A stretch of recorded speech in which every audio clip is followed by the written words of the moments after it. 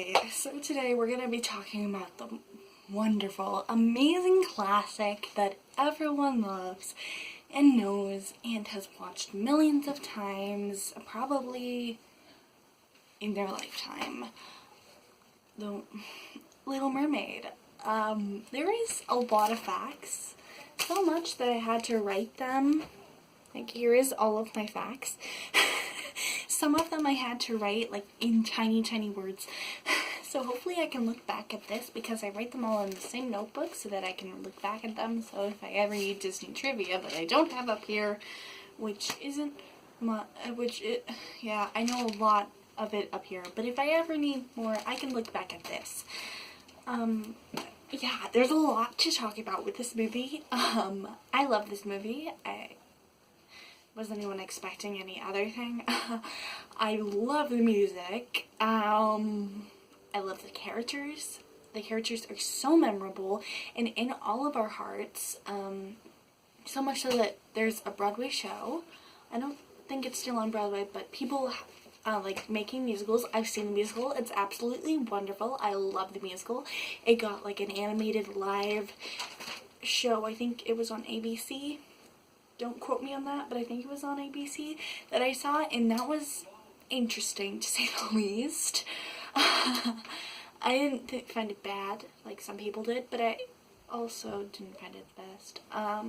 Yeah, I really enjoyed this movie. It's actually my mom's favorite movie, and I saw it with her when I was watching it, so she was very excited to watch it, and she knew all of the words.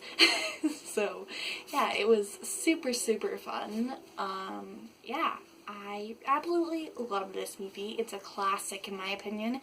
Probably one of my favorite Disney animated movies. But that's no surprise. I think most people would say that. The music, oh my goodness, the music. The music is wonderful. It's something that I listen to all the time. It's something that I probably shouldn't be listening to as much as I do. It's something that I know most of the words to the songs. I love them. I like Poor Unfortunate Souls. I sometimes just say, don't forget the importance of body language.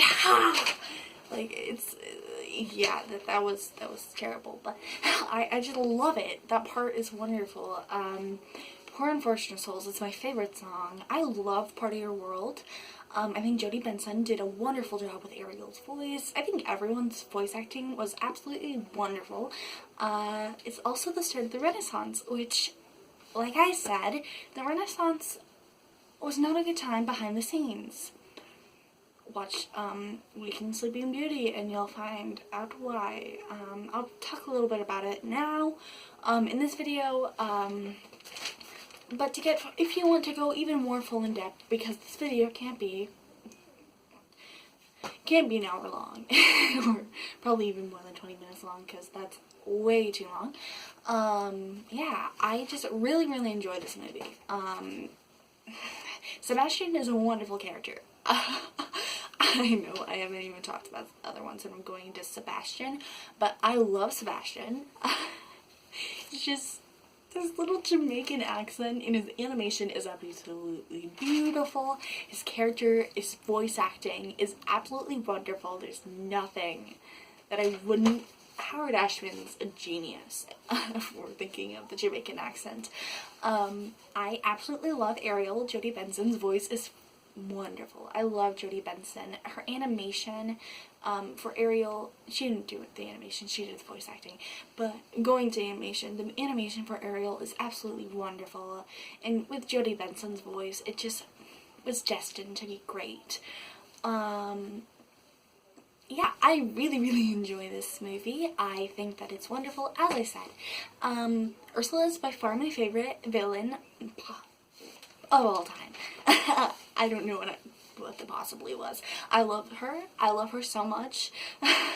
As, like, I took the Oh My Disney quiz at, like, what villain are you? And I got Ursula, and I was a little overly excited.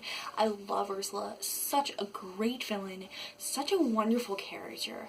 Flounder is great. I actually, my daycare when I was in elementary school, we did a show of The Little Mermaid. It was definitely not legal, but we didn't like sell it or anything. We just made our own script and things like that because we were dumb second graders.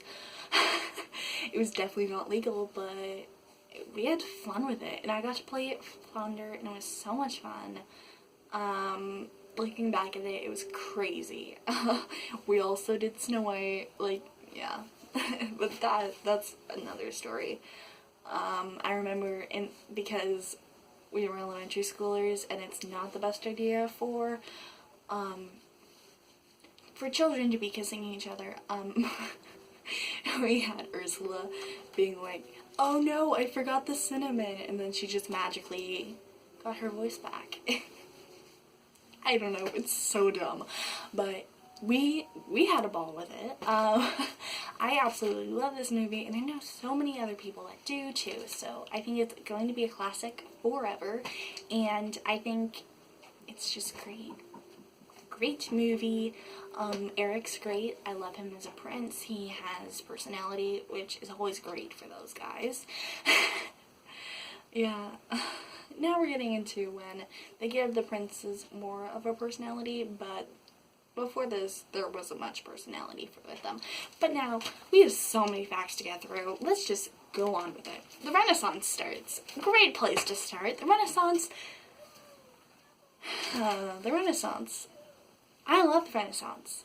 I don't know what that sigh about was. But, like I said, behind the scenes of the Renaissance was not so pretty.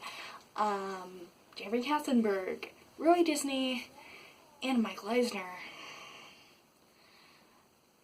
They did some stuff. They did wonderful things for the company. All three of them did wonderful things for the company. But they all wanted to be top dog. They all wanted to be top dog of a company. Like, they all wanted to be it, and some people were like, I don't care, but deeply down, they did. And, that's basically what Waking Sleeping Beauty is. I know I've said that. I say that so much, but just go watch it. Just go watch it. It's so great. If I could get at least one person to watch it, that would make my day, because it's a wonderful documentary that more people should be talking about, because it's absolutely wonderful and I love it. Okay, I'm done talking about that. Yeah, it was not a good time for Disney. Another thing is they were going to make a Disney animated film every single year. Every single year. Causing the animators to have to work really, really hard, causing them not to be able to have children. Some of them put off having children because of the Disney Animated Company and how much it was basically their whole entire life and how they needed to do that. Am I proud of that? No. But am I happy that they made such wonderful films? Yes. Do I think that they should have done that to their employees? No. But do I think that that was the way that it needed to happen for them to have wonderful success? Maybe. Maybe not. I don't know. I can't turn the past. But do I think... I think it's one of the reasons that they made such wonderful films is because every single person put their heart and soul into it. Does that mean that's okay? Absolutely not. But it's sad, but that's a part of Disney history. Disney animation had not had a hit since The Rescuers. The Rescuers. There has been a while since The Rescuers. Oliver and Company, Great Mouse Detective, Black Cauldron, and Fox and the Hound. Yeah. It's absolutely insane to me. And then this one was such a big hit.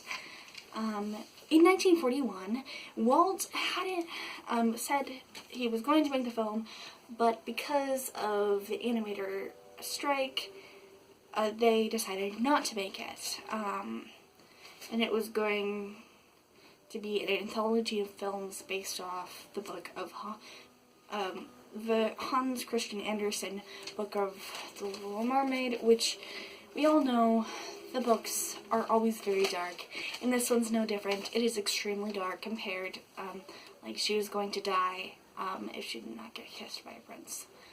So Disney just would snap their little fingers together to make it child-friendly.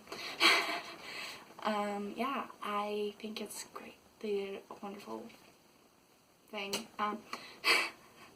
John Musker pitched the story of The Little Mermaid, and Ron Clements and John Musker eventually directed the film. In music, where Sebastian arrives was played by Alan Menken by a kazoo, which I absolutely love. I love Alan Menken. He has such a wonderful mind of music, and he understands it in a way that I never could. I love music. I can sing, I can play trumpet. I can play ukulele. But, writing music, absolutely not. Not my forte. And I can play the kazoo really well, too, I guess. The reason Ariel is a redhead is because the mermaid in Splash is blonde. Originally, the company did not want to make the film because they thought it was too similar to Splash. And, Michael Eisner thought that Splash is going to be the big movie. He thought it was going to be he thought it was going to be great.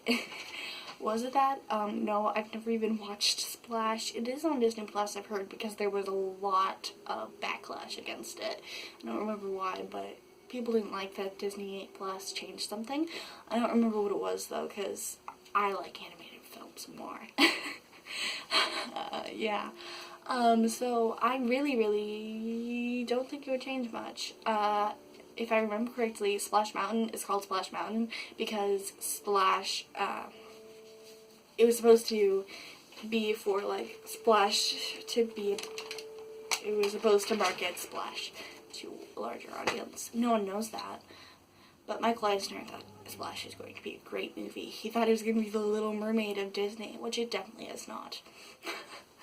So, yeah.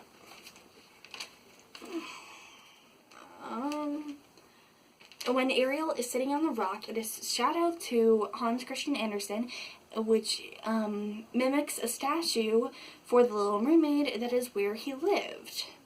Some deleted scenes show that King Trant and Ursula were supposed to be siblings, including an extended version of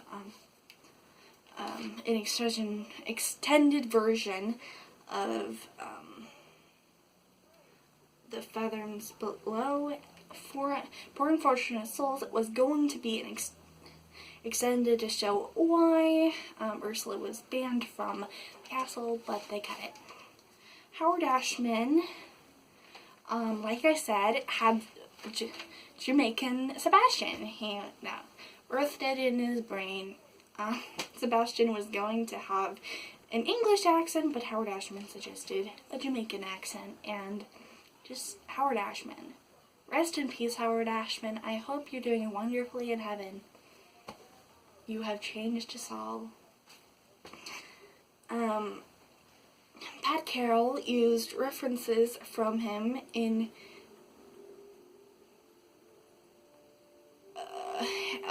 from Howard Ashman. Sorry, my notes are crazy. Pat Carroll used references from Howard Ashman when they were recording because Howard Ashman's recordings were so hands-on, and so did Jodie Benson. She also did that, and in their recording that they used for the actual film, Jodie Benson was recorded Part of Your World in a dark recording booth to get the feel of the dark grotto.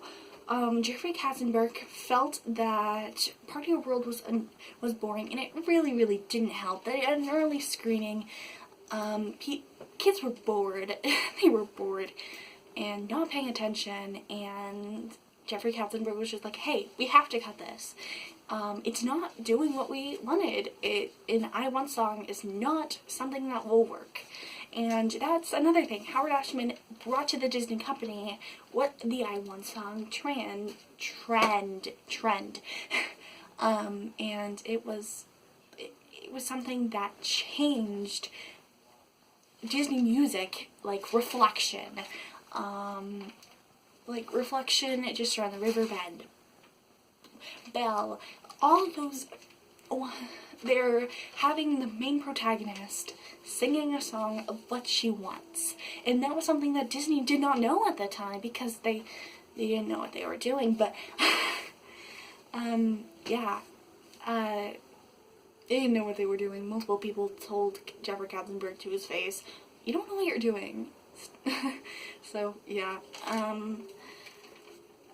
and he said he wanted to cut it, but Howard Ashman point blank said, over my dead body, you will cut that over my dead body. And that's not happening. I love this song, and that's not happening. And they ended up changing some of, like, the visual effects to make it, more intriguing, and kids ended up liking it, and it happens to be one of the most, like, if you start playing Part of Your World, I'm betting people know the words. Or if you go to a audition for a musical, you're probably going to hear Part of Your World. Yeah, so Alyssa Milano was used for Ariel's body reference. Sherry Stoner was used for Ariel's live-action reference model, which is a word we haven't heard lately, probably since Cinderella. Live-action reference model is if I was acting as Ariel, and then the animators watched it, and then they were like, okay, that's how she worked. That's how she will act in the film, and how they draw me. If I was Ariel, so if I was spinning around, that would be how Ariel would spin around in the movie. So they used footage of Sally Ride in space for Ariel's hair to have an effect in the ocean that's more realistic. I don't know why I did that. I really don't. Okay. Jeffrey Katzenberg wasn't sure about the movie because he thought it was too girly, compared to other films that they were making. To work on Mermaid, they forced, because there was so much animation that was needed, they were forced to make another animation facility. Ron Clements and John Musker wanted every bubble in the film to be hand-drawn and not Xeroxed, causing them to have to do animation with Pacific Rim Productions in Beijing, China. If you know how many bubbles, I don't know how many bubbles, but if you know, please tell me, because that would be insane, and I'm not taking the time to do that, because that's insane. I can't imagine that. They studied the water from the scenes of the Pinocchio film, for when Ursula becomes the big monster Ursula. I said this in my Pinocchio Disney Adventure episode, but the Pinocchio's water was really, like, it was big for the time. That water was done really well for the 1940s, right? Let me look back. I think that's 1940. 1940. Oh, it doesn't say, but 1940, I'm pretty sure. 1940s, and it was done really, really well. Yeah, it's the 1940s because Snow White, it's 1930. Okay, yeah. And so they decided to look back at it and for this and use it for reference. It was the first fairy tale movie since Sleeping Beauty, which is something.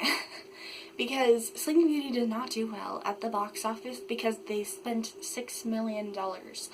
And yeah, they were like, oh, we're not doing that again, but then this did well, so they decided to have this whole entire renaissance of Disney animated princesses. The last Disney animated film to use hand-painted cells. They study, I already said that, it was the first Disney film to receive an Academy Award since Bedknobs and Broomsticks. Well, that is it. Oh, this video is getting towards 19 minutes and 30 seconds. I'm pretty sure this is officially the longest Disney Adventure series in episode, and if you're still here, thank you. I don't know why you're listening to this, but thank you. If you found interest in this, make sure to subscribe because I make videos like this a lot. I hope you're enjoying this, and thanks for listening to me ramble. I hope you're having a wonderful day, and stay safe. Bye!